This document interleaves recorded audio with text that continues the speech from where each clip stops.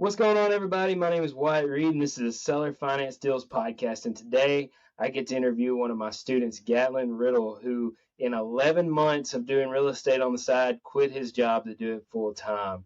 And he's going to give us the exact step-by-step on what he did to get there. So grab your pad and your pen, and let's get rolling. Hey, Gattlon, how's it going, man? Good. How are you? Man, I can't complain. Hey, tell everybody before we get into it a little bit about yourself, your background, and how you kind of got into this. Yeah, so how I kind of got started in the coaching program is I came across one of the videos on TikTok, and, I'd always been kind of interested in real estate and investing and that kind of stuff, and I saw you guys were kind of local to me. So I was like, well, I'll message them, check it out, and then we had the discovery call. I kind of went back and forth with myself on joining for a couple weeks because I was like, man, I'm working, all these hours. I'm a full-time college student. Like, I just don't think I'm going to have time for this. And then finally I talked myself into joining, and, it took me a little while to get started. Took me a little bit to get my first. What were you doing beforehand? So I was working at Waffle House. I was in management. I stayed there for about 2 years. And then I was also still a full-time college student at University of Alabama in Huntsville, going for my bachelor's in Dude, that's so crazy. So that's why I always say is like, you've just got to make time for this. Like, if it's not a priority for you, it's not gonna get done. Like, everybody's busy. Everybody's got something that's going on. Everybody's got kids, a family, or whatever. Like, it doesn't matter. You're going to make it happen regardless if it's a priority to you, right? Right. So kind of take us through. We're going to obviously talk about your first couple of deals. Take us through, what did it take to get to your first deal? Like, let's talk about the first deal was a flip, right? Let's talk about it. How did you end up getting that flip? Yeah, so I kind of got my first two deals right at the same time. It took me a little while. I tried cold calling for a while. It didn't really work out. And then I kind of got, two deals right there together, and both of them were from wholesalers. The flip I got from another student in the group, Emmanuel. He wasn't really looking to do any of the rehab with it. He just wanted to get rid of it and make a quick buck. So he assigned it to me.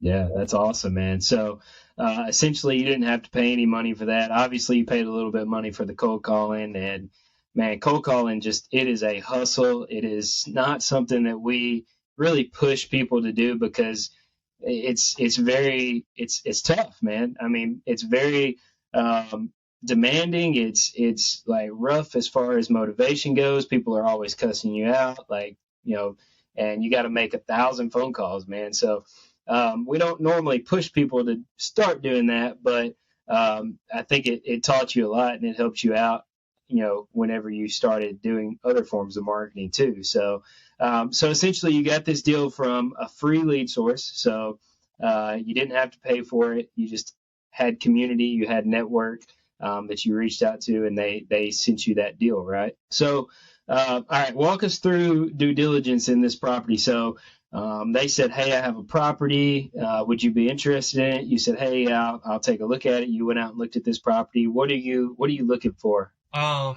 I'm just looking for, what's wrong with the property, what's good about the property, kind of get an idea of what I'm going to need to fix, how much it's going to cost me, that kind of stuff. So every property I do, I always get an inspector out there to give it a look over and get an inspection report on it.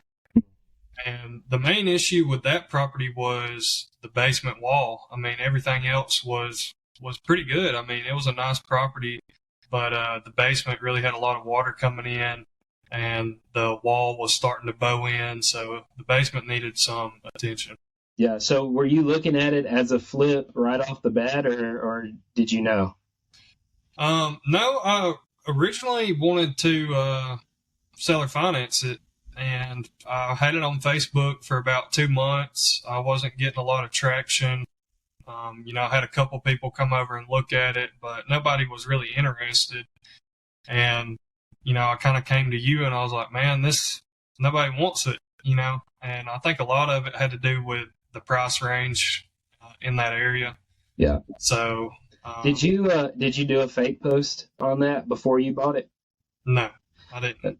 So that's a golden nugget right there. Is like now you do things a little differently, right? When you're trying to do something in a new area, and this is just about any student that's doing seller financing in an area that we've never done a seller finance deal at before. Is we do a fake seller finance post on Facebook, and we see how much volume gets drawn into that post, especially if you're like you and you've got a deal and you're thinking you got it under contract and you're thinking you're going to sell or finance it.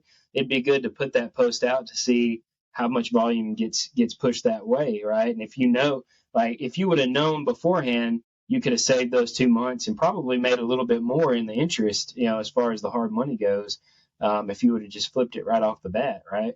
Right. I mean, for sure, because, you know, as soon as I decided to just flip it, you know, I got the guys to come out there and do the basement work. That took, you know, a couple weeks because of scheduling. But I mean, they had that work knocked out within 2 or 3 days, and then we got it listed, and it was under contract within 2 weeks.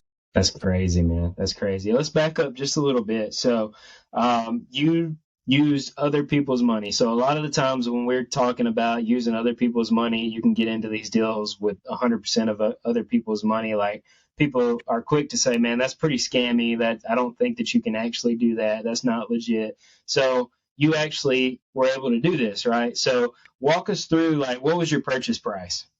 The purchase price was $92,500.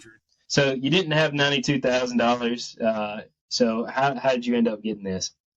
Yeah, so I contacted one of the hard money lenders that we have a good relationship with in the group, and he got me 90% of the purchase price and 100% of the rehab money.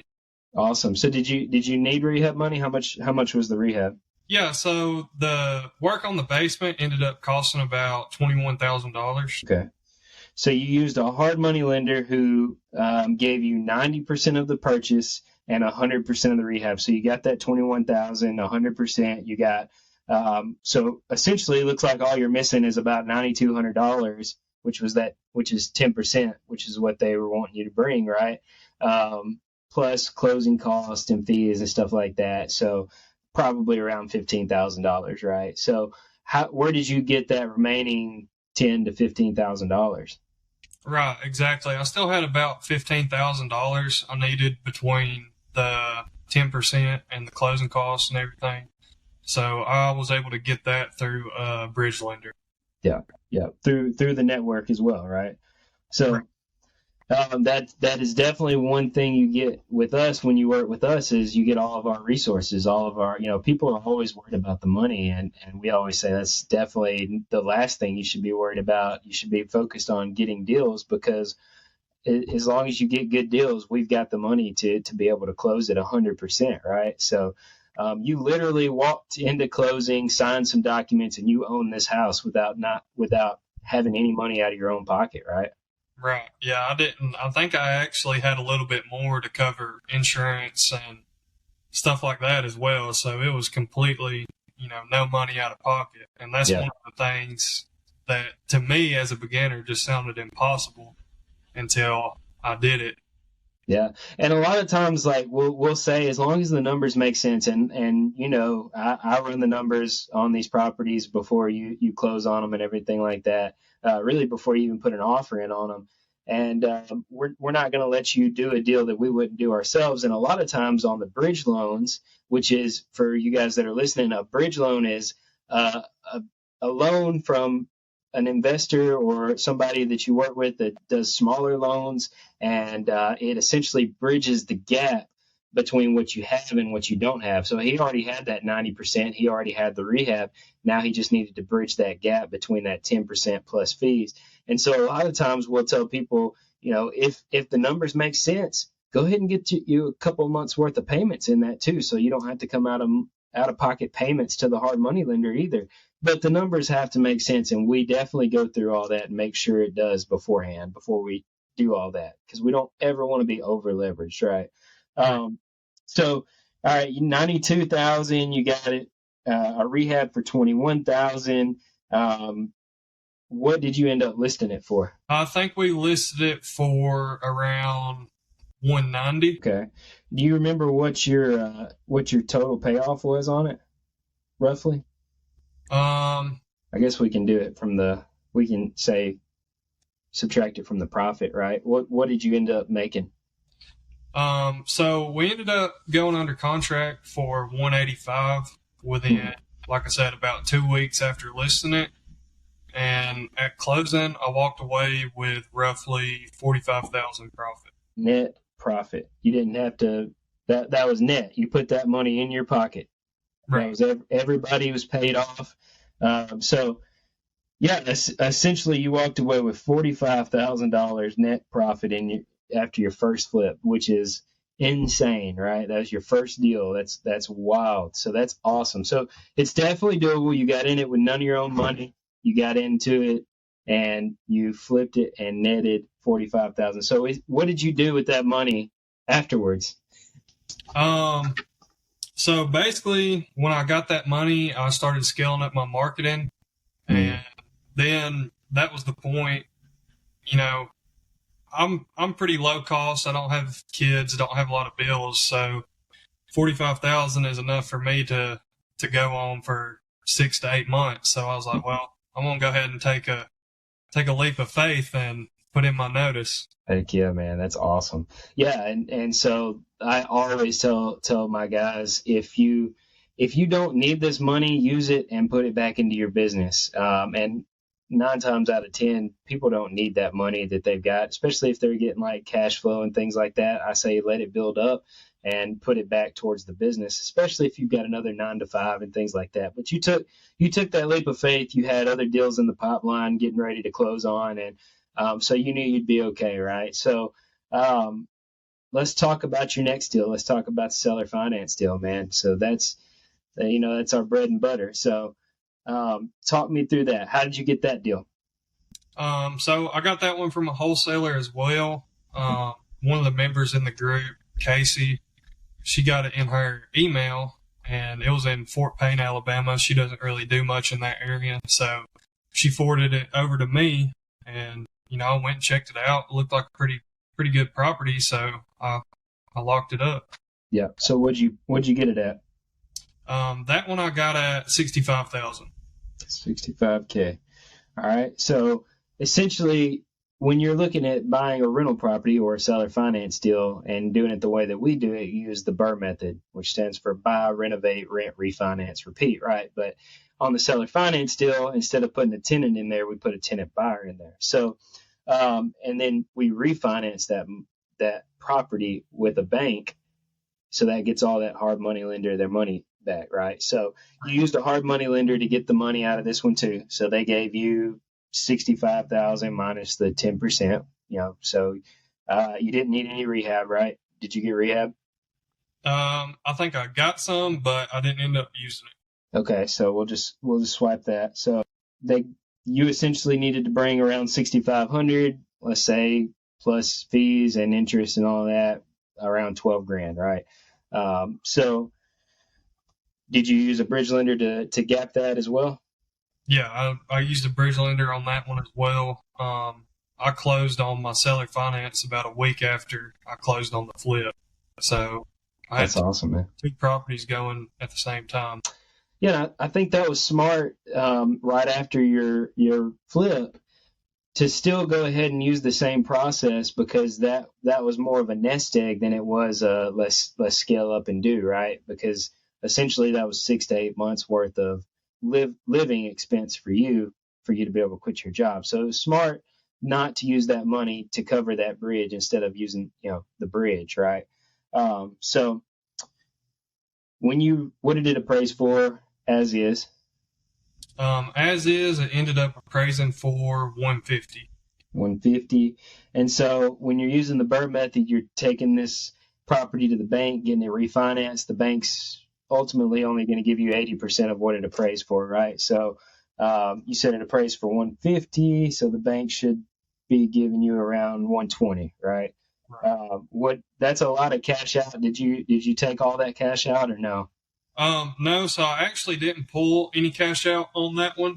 I wanted to keep my cash flow as high as possible. Right. Plus, the tenant buyers brought a pretty decent down payment, so I already had that capital up front. I didn't really see any need to pull any cash out. Right. So what was your loan with the bank after you paid the hard money and the bridge lender off? It was 81,000. 81K. All right. And so what was your interest on that? I ended up getting a 7%. 7%. So your payment was roughly It's about $650. 650. All right.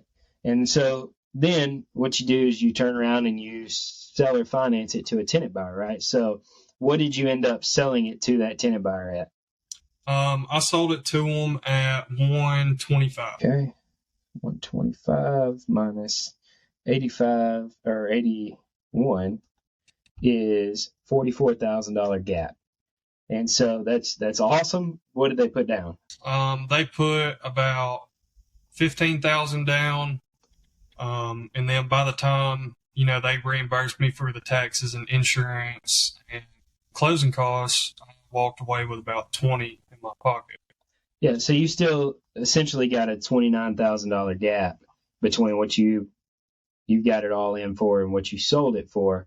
And then you still got some extra cash too for the taxes, insurance, stuff like that, right?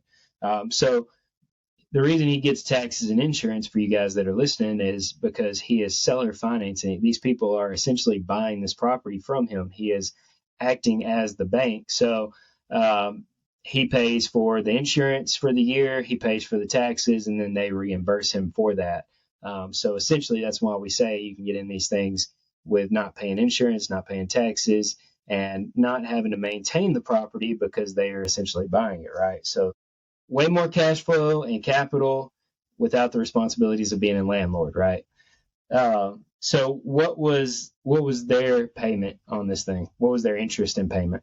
Um, Interest rate was a 12.5%, and the payment was 1249.75 a month. So pretty much 1250. Okay. Minus your 650, so you net around $600 a month on this property. That's Right. crazy, man. That's awesome. So for most of you guys that are listening, whenever I first started and whenever I got into real estate, I was buying small properties and renting them out, and I was using the same process without the seller financing side. I was just being a landlord at the time, and so my cash flow on properties were 150 to 200 if I was lucky. And then if something happened to the property, like my water heater blew up, then I was out cash flow for the entire year, right?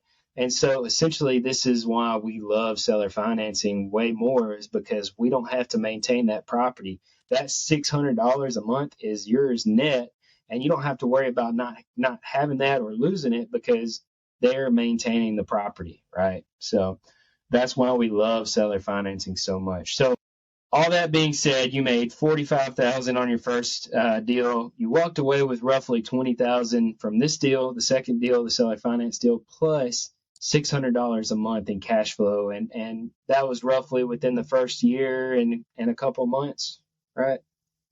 Yeah, so that was in November. Both of those closed in November. Man, that's awesome. Heck yeah. So that was less than a year.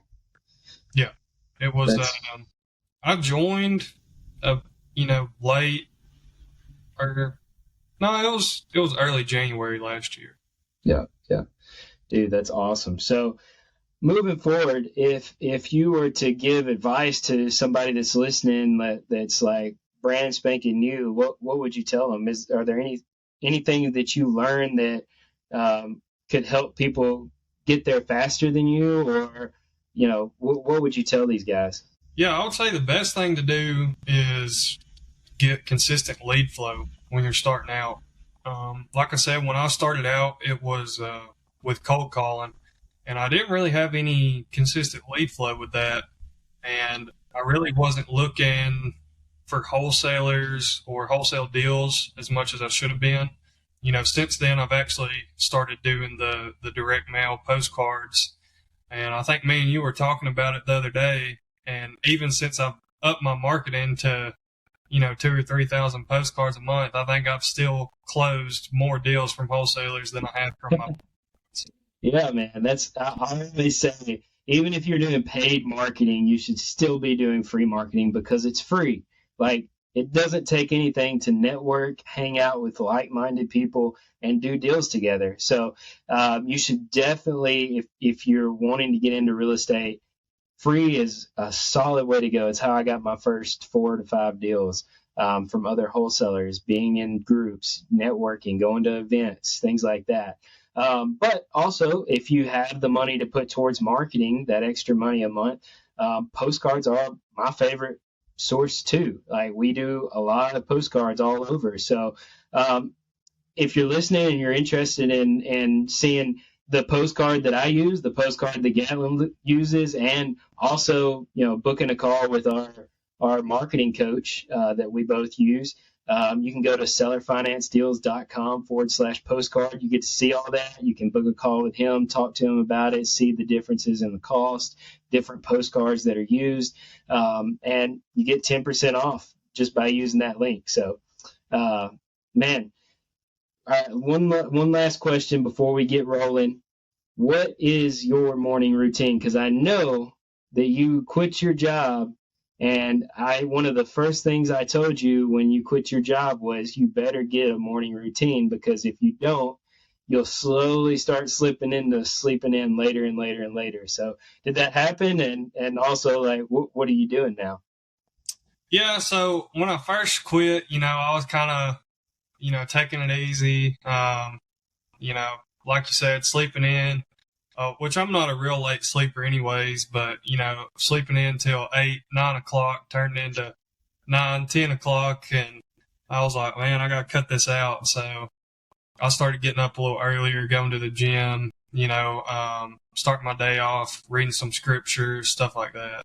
Yeah, man, absolutely. That's it. The same thing happened to me, and I'm sure it happened to many more people, that quit their job and started working for themselves. It's like we get that we don't have to clock in and clock out at 6 in the morning, and like we don't have to be there. I'm gonna just sleep in an extra hour, and that extra hour turns to 5, and it's like, what in the world is going on here? I'm not being productive at all. So I agree with you, man, 100%. Well, hey, I really appreciate you. We're coming up on time. I appreciate you coming on, man, and sharing. And dude, thank you so much for being a part of this. Yeah, man. Thanks for having me. Hey guys, I really appreciate you guys watching this. If you got anything out of it, be sure and like, share, and review this podcast. And hey, if you're interested in learning more about how we do what we do, or real estate or business in general, then book a call with me and let's talk about it. You can go to sellerfinancedeals.com and book a call with me personally. All right, you guys have a great rest of the day.